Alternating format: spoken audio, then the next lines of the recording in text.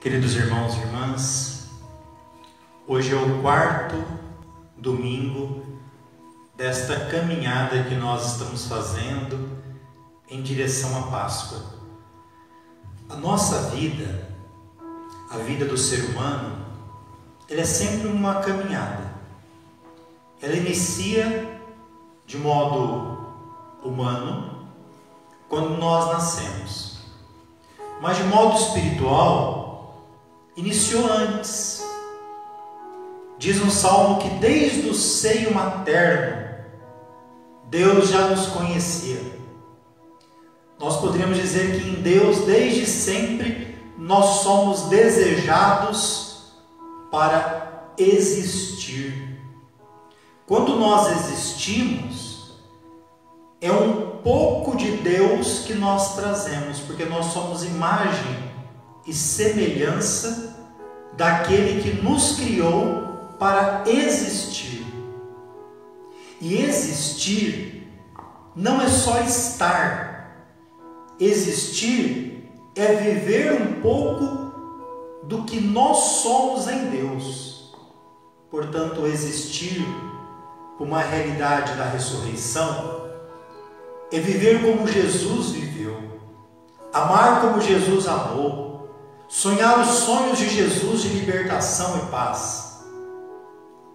É desse modo que o quarto domingo de uma caminhada que nós iniciamos com um propósito quaresmal de nos preparar melhor, de nos colocar mais íntimos de Deus através da oração, de nos colocar mais próximos de Deus através da caridade para com o irmão, nos colocar mais sóbrios diante de Deus através de algumas práticas de abstinência, de penitência, de jejum.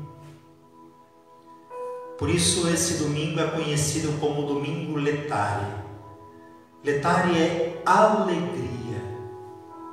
Alegria de quem está caminhando e sabe que o caminho é este, é certo.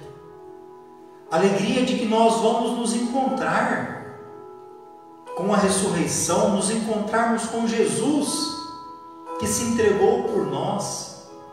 A quaresma não é um tempo de tristeza.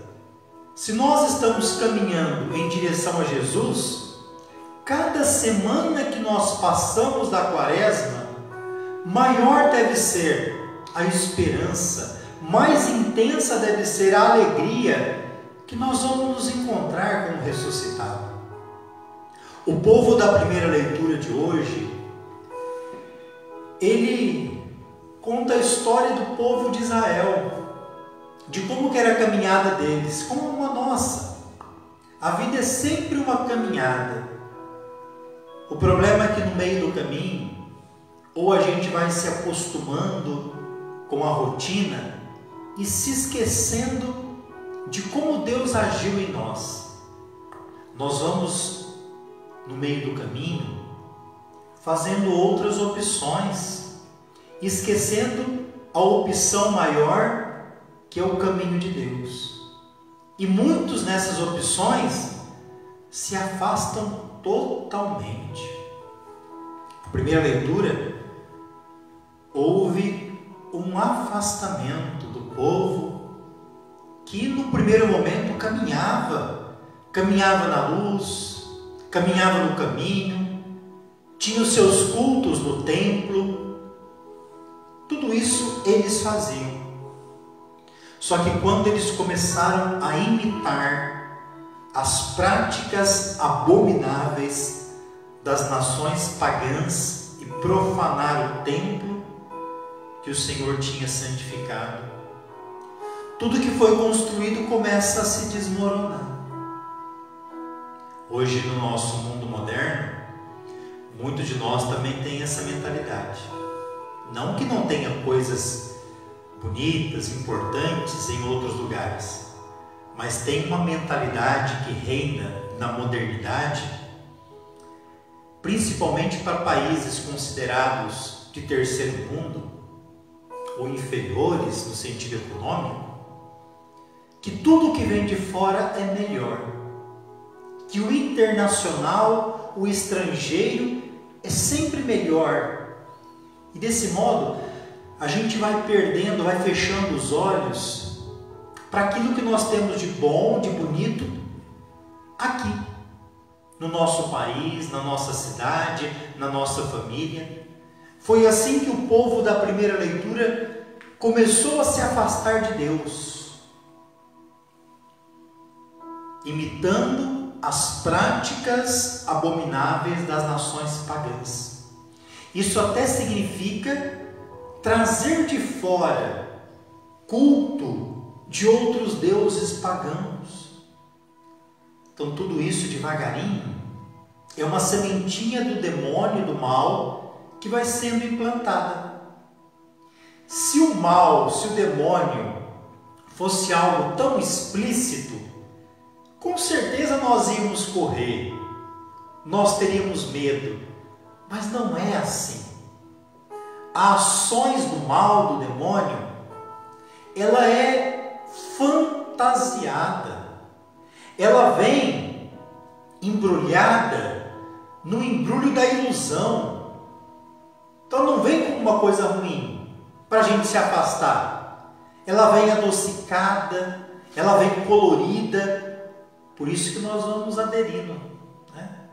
É como o pescador que coloca a vara, calinha e com anzol, e o peixe vai se aproximando, até o momento de ser fisgado pelo pescador. Aqui no sentido de fisgar, no sentido de ser enganado. É colocado uma isca para o peixe, uma isca que não é viva, uma isca morta, mas ele é iludido e vai até a isca. Quantas vezes nós também vamos sendo iludidos, né? Quando cai a ficha, quando vem o tempo certo, a gente percebe como estava errado, como estava longe do caminho de Deus. Quantas pessoas no dia de hoje, não só na nossa cidade, mas praticamente no Brasil inteiro, não gostaria de estar com a sua família, de estar junto com os amigos de convivência, abraçando, conversando. Quantos não gostariam de estar hoje na igreja, na casa de Deus, para celebrar de modo presencial? Desse modo, Deus, na sua misericórdia, percebendo que o povo está afastado, Ele enviou mensageiros. Quem são os mensageiros? São os profetas, que procuraram mostrar para o povo que estava no caminho errado. Quem são os mensageiros que te ajudam hoje a perceber que tu está no caminho errado, que é hora de voltar? Só que os mensageiros aqui não foram ouvidos. Quando a gente está nas trevas, a gente fecha o ouvido, a gente se torna meio ignorante, né? A gente acha que só o que a gente pensa é o certo e a gente vai ficando fechado. Os profetas aqui foram enviados e eles zombavam dos profetas, alguns eles matavam, até que chegou o pior momento, porque tudo que nós fazemos de errado, ou as opções que nós vamos tomando na vida, chega um momento do ápice, o momento da desgraça, o momento da coisa errada. E aí nesse momento, o pior desse momento é que a pessoa quer colocar a culpa em Deus. Por que eu estou vivendo isso? É culpa de Deus? Nesse texto aqui nós já entendemos. As pessoas escolheram, elas fizeram a opção de aceitar as práticas das nações pagãs, de não ouvirem os profetas e irem então se contaminando, se afastando de Deus. A culpa é de Deus quando eu escolho o caminho errado na minha liberdade? A culpa é de Deus quando eu sou seduzido pela serpente e prefiro o que é mais gostoso naquele momento? Nem sempre o que é mais gostoso naquele momento vai ser gostoso pelo resto da vida. E aí então, a Babilônia domina, invade a terra do povo. A Babilônia, através do rei Nabucodonosor, destrói aquela cidade, mata muita gente e leva o povo, deporta o povo escravo.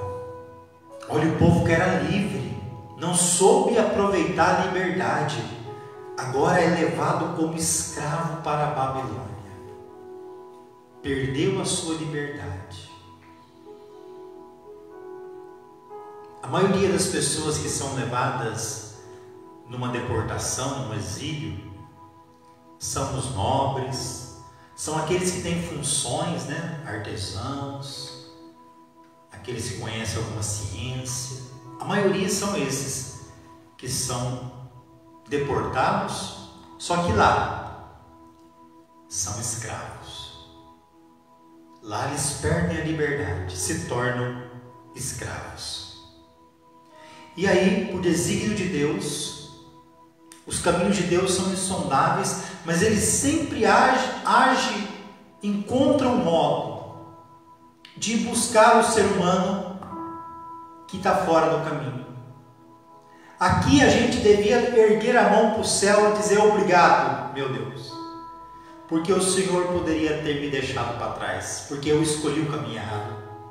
Obrigado, Senhor, porque o Senhor poderia ter me abandonado, porque eu fui atrás de outros deuses que nem existem, mas o Senhor não me abandonou. Com ternura e com carinho foi me buscar.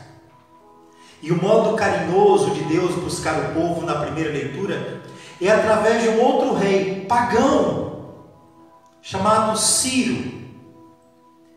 Agora o povo está sob o domínio da Pérsia, mas Deus age em Ciro para que o povo volte à vida.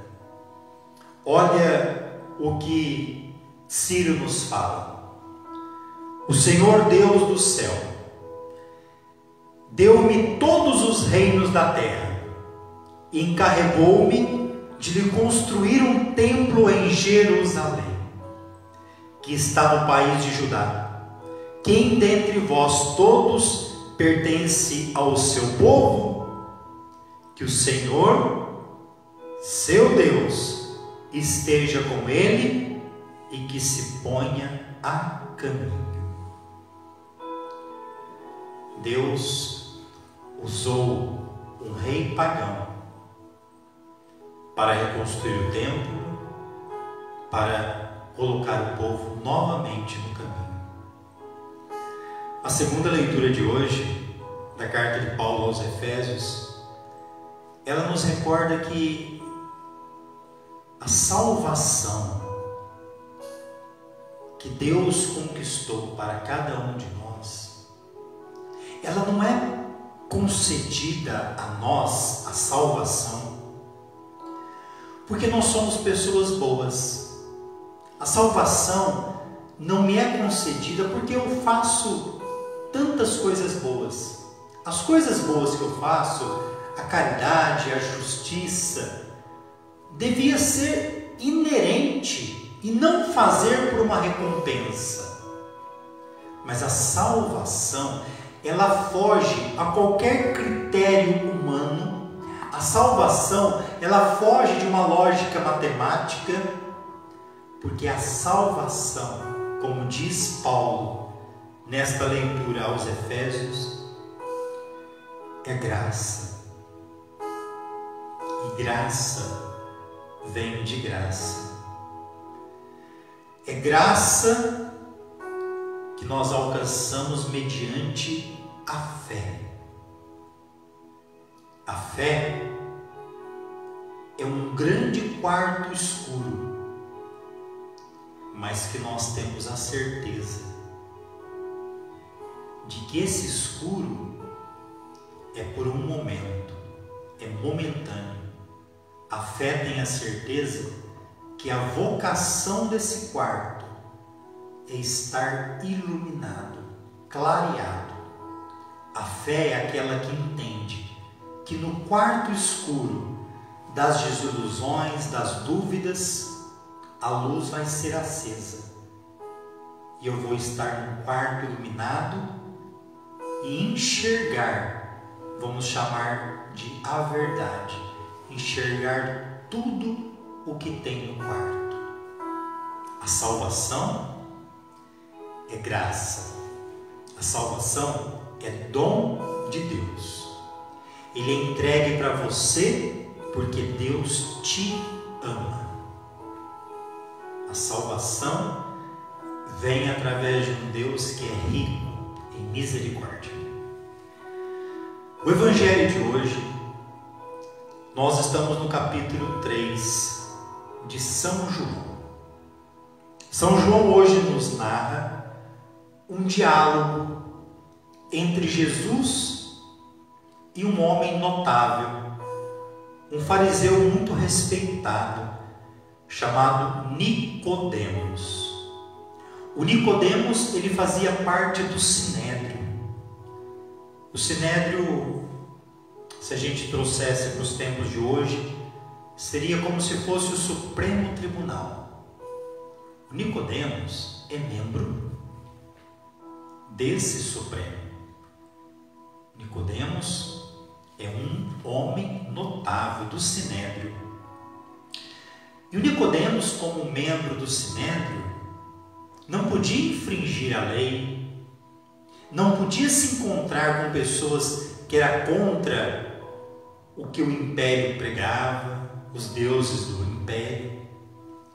Mas Nicodemos, ele de alguma forma é movido e reconhece Jesus como mestre e vai procurar Jesus.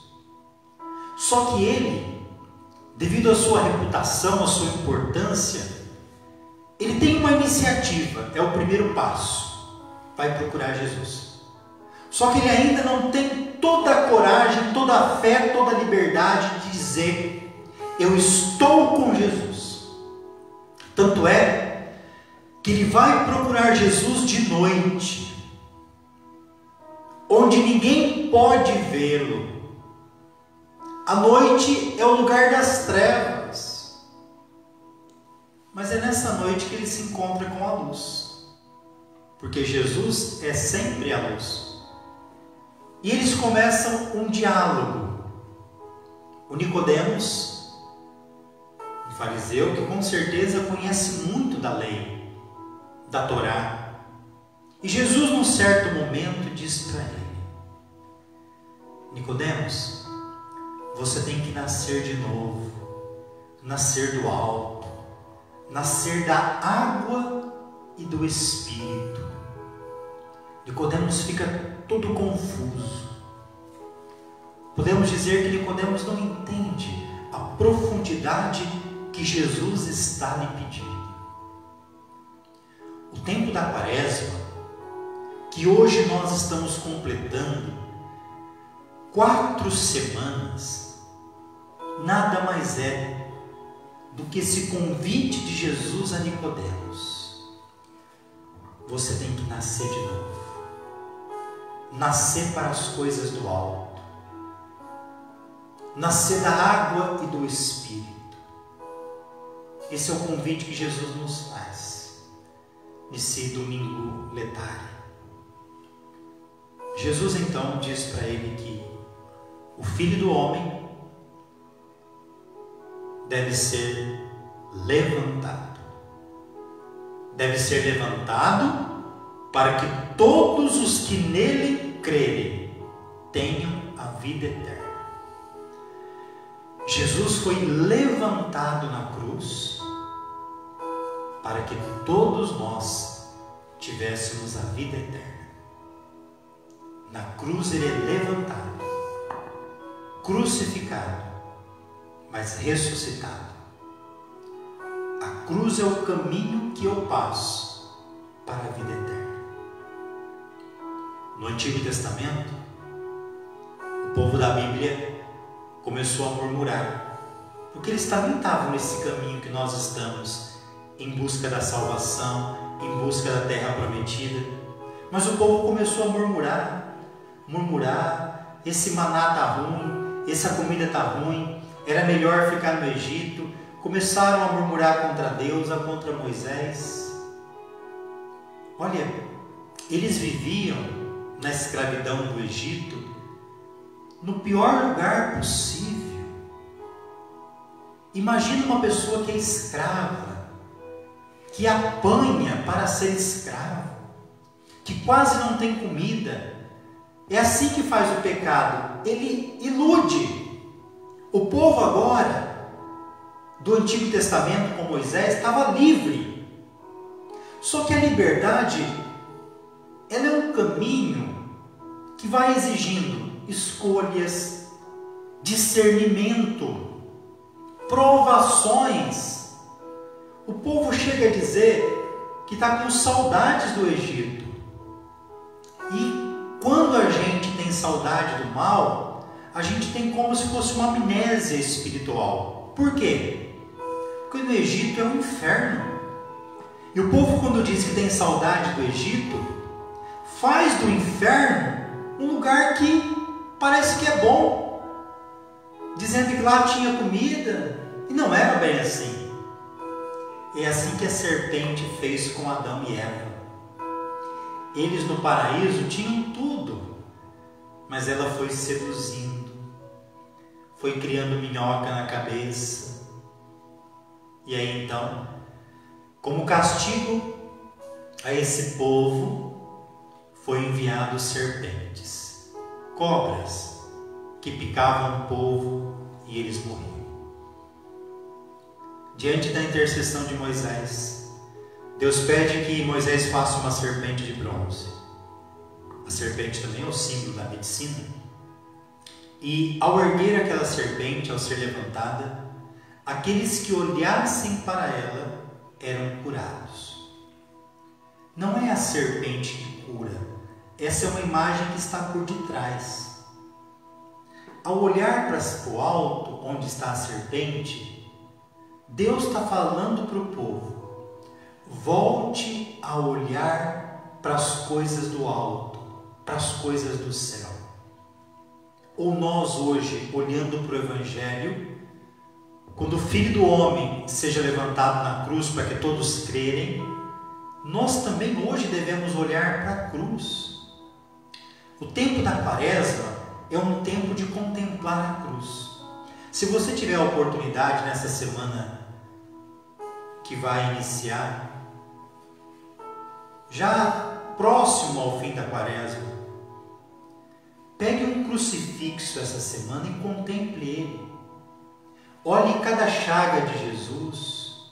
Ali ele deu tudo.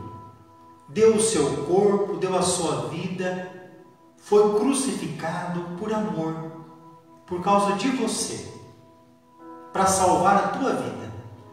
Você é importante, é especial para Deus, é tudo.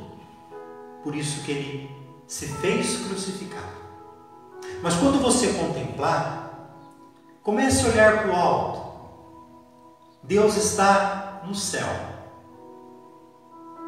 Deus é pleno de ressurreição. Ele está vivo.